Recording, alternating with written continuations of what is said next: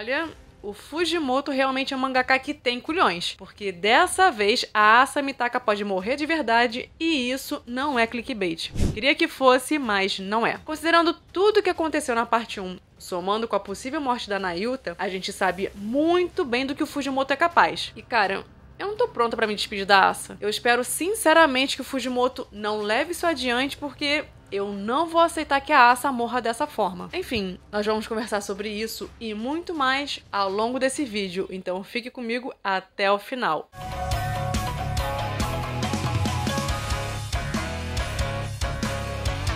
Olá, sejam bem-vindos! Eu sou a Renata e hoje vamos conversar sobre o capítulo 208 de Chainsaw Man. Se você puder apoiar o meu trabalho no canal, você pode fazer isso se tornando membro por apenas R$ 2,99 por mês. E claro, eu deixo aqui o meu muito obrigada a todos que já são membros do canal. Mas se você não puder, só de se inscrever, comentar, curtir o vídeo ou comprar os mangás do Chainsaw Man pelo meu link na Amazon já é uma grande ajuda. O capítulo começa com Denji, Yoro e a arma de tanque de guerra caindo no chão. Antes, o Denji estava subindo sem parar, mas o peso da arma acabou ajudando os dois a descerem de volta para o solo. Isso e as palavras da Asa que fizeram o Denji se lembrar de que ele era um super-herói. De qualquer forma, Denji e Yoro ficaram observando a pilha de armas fincadas no chão, enquanto a queda foi soterrada debaixo desse armamento todo. Mas aí, acabou acontecendo o que eu tinha comentado com vocês no último review. A queda conseguiu se livrar de todas essas armas em cima dela, usando seu poder de gravidade, e perguntou aos dois se eles haviam se acalmado. Aí foi como se ela tivesse perguntado: tá, agora acabou a gracinha? Porque no final das contas,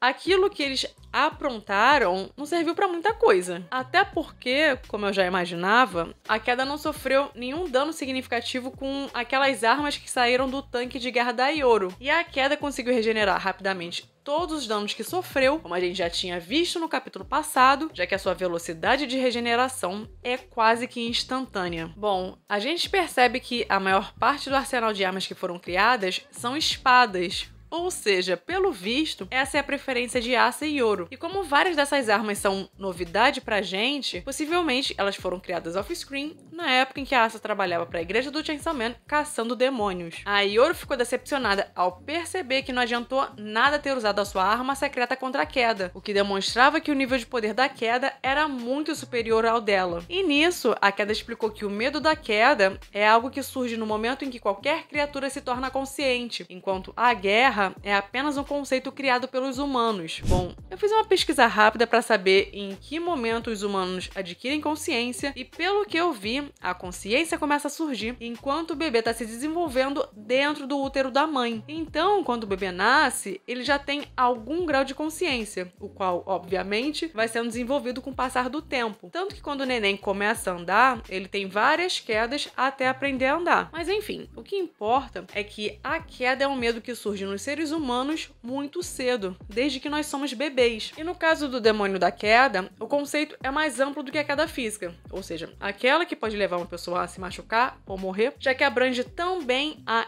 queda emocional, que seria um aspecto mais psicológico. E aquele que sofre um ataque mental da queda segue aquela lógica de que quanto mais a mente afunda, mais o corpo sobe. Mas de qualquer forma, todo mundo, em maior ou menor grau, tem medo de sofrer uma queda, seja ela qual for. Então, enquanto a queda é um demônio primordial, sendo um medo inerente aos seres em geral, e nos humanos é um medo que surge desde a época em que somos bebês, a guerra é um conceito criado pelos humanos. Em outras palavras, a Yoro não tinha a menor chance de derrotá-la. Pra mim isso era bem óbvio, porque, né, a diferença de poder entre as duas é bem considerável. Mas como a Yoro é teimosa e arrogante, a única forma de enxergar isso era comprando briga com a queda e tomando uma coça, né? Sendo que ela foi derrotada pelo Velhice há pouquíssimo tempo. Ainda assim, a Yoro demora um pouquinho para aprender certas lições. Mas como eu já comentei com vocês, para derrotar o demônio da queda, Yoro e Denji precisam de ajuda de algum outro primordial que seja tão overpower quanto a queda. Com os níveis atuais de poder que existem na obra, só o poder de um primordial seria suficiente para rivalizar com o poder de outro primordial. Fora isso, nas condições atuais, é extremamente improvável derrotar um primordial no mano a mano. Enfim, o tiro saiu pela culatra e acabou que a única coisa coisa que eles conseguiram fazer foi irritar a Queda. E como ela estava percebendo que Denji e Yoru continuariam atrapalhando a sua missão, ela ia precisar dar um jeitinho neles, machucando-os só mais um pouco. A Queda, usando seu poder de gravidade, decidiu lançar as armas criadas pela Yoru na direção deles. E aí, de forma semelhante ao que já havia acontecido na primeira vez em que eles fugiram da Queda, o Denji carregou a Yoru no colo porque ela havia machucado a sua perna. Enquanto eles fugiam e desviavam das armas lançadas, Denji pediu para Asa ou Yoru criarem a moto Chainsaw Man, como havia acontecido na última vez, porque isso ajudaria na fuga. Só que o Denji não entende muito bem como os poderes da Asa e Yoru funcionam. Daquela vez, o Denji roubou uma moto para Asa e como aquilo se tornou a sua propriedade,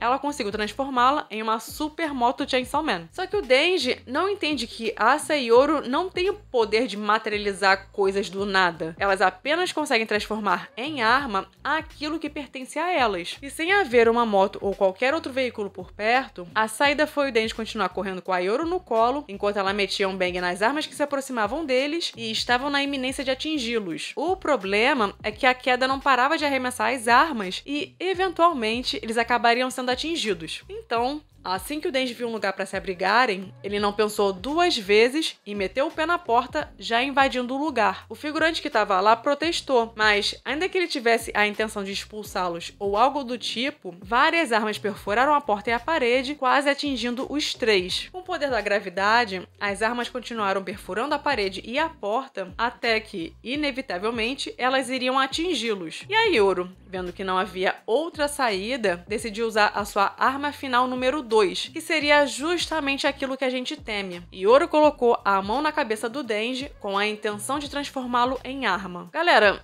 eu confesso que nessa hora eu gelei, porque eu acreditei que a Yoru teria coragem de transformar o menino Denji em arma. E eu pensei, agora ferrou. Mas eu respirei aliviada quando a Asa recuperou o controle do corpo. A Asa, segurando o seu outro braço como se estivesse impedindo a Yoru, alertou o Denji para fugir porque a Yoru queria transformá-lo em arma. O figurante não estava entendendo nada e o Denji ficou cabisbaixo. Só que aí, o Denji simplesmente aceitou ser transformado em arma porque, quem sabe assim, isso compensaria alguma das coisas ruins que ele já fez. Mas já que era para ser transformado em arma, ele queria virar uma arma bem fodona. E esse pedido do Denji pegou a Asa totalmente de surpresa. E isso também deve ter sido um choque pra Asa, porque foi justamente o Denji que lhe devolveu a vontade de viver quando ela havia decidido se render pro demônio da queda. Se mesmo o Chainsaw Man, que era um completo idiota, tinha vontade de continuar vivendo, a Asa, com todos os seus defeitos, também tinha o direito de viver. Então, acabou sendo um choque pra Asa ver o Denji aceitando morrer como forma de pagar pelos seus pecados, sendo que foi ele que fez a Asa acreditar que ela poderia continuar vivendo, apesar dos erros que ela cometeu e da culpa que carregava. E ainda que o Denji tivesse concordado em se tornar uma arma, é óbvio que a Asa não queria que a Yoru fizesse isso. Só que a Yoru assumiu mais uma vez o controle do corpo e colocou novamente a sua mão na cabeça do Denji. Mas aí, o que acabou acontecendo foi que a Yoru hesitou, porque nem ela queria transformar o Denji em arma. Só que justamente no momento em que a Yoru hesitou, deixando de ser egoísta porque levou em consideração os seus sentimentos, já que ela também gosta do Denji, a resposta do universo foi imediata. As armas finalmente conseguiram atravessar a porta e a parede, atingindo a Yoru na cabeça. Cara,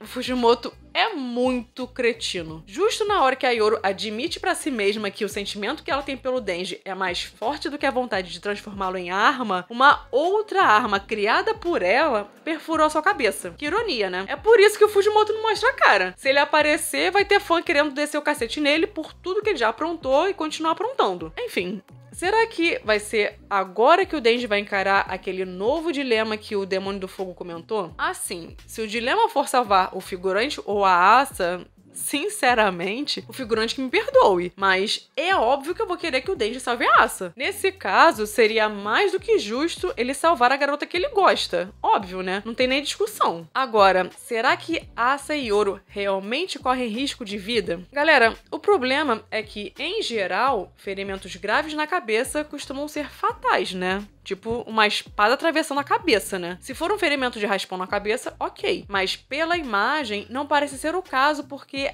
aparentemente a arma tá entrando na cabeça da Ioro. Ah, mas a Ioro é um demônio. Tá, mas demônios morrem e eles seguem aquele ciclo de morte e renascimento. O demônio que morre na Terra reencarna no inferno e vice-versa. E lembrando que quando a Asa perdeu os 2 braços, ela não conseguiu recuperá-los. Esses braços novos só surgiram porque a Ioro invocou os poderes dos seus filhos e os transformou em manoplas. Então, assim, a Asa corre risco de vida real e a gente sabe que o Fujimoto é louco o suficiente para matá-la. Ainda mais agora que Denji e Asa estão cada vez mais perto de virarem um casal. E como o Fujimoto adora fazer o Denji sofrer, a morte da Asa, depois de tudo que aconteceu, seria a cereja no bolo para acabar de vez com a sanidade do Denji. Se nesse mesmo capítulo o Denji demonstrou que não tá ligando tanto para sua vida ao ponto de aceitar ser transformado em arma como forma de expurgar a culpa que ele carrega pelas coisas ruins que ele fez, imagina se a Asa acaba morrendo agora nos braços dele.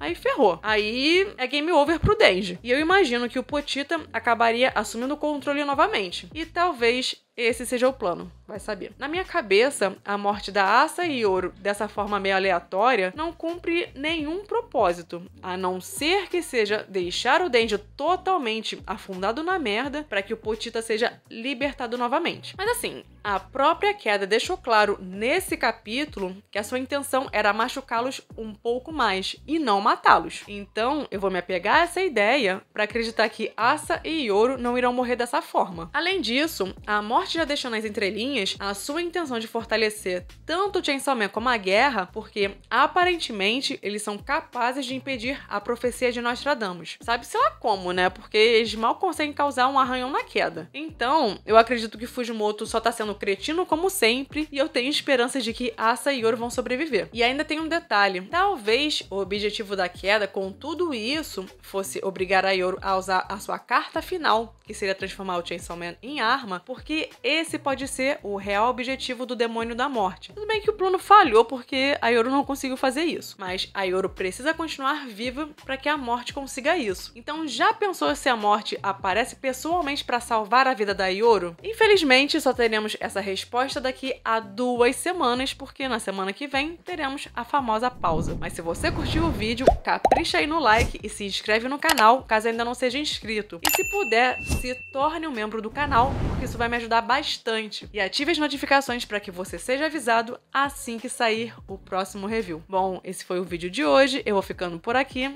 Até breve!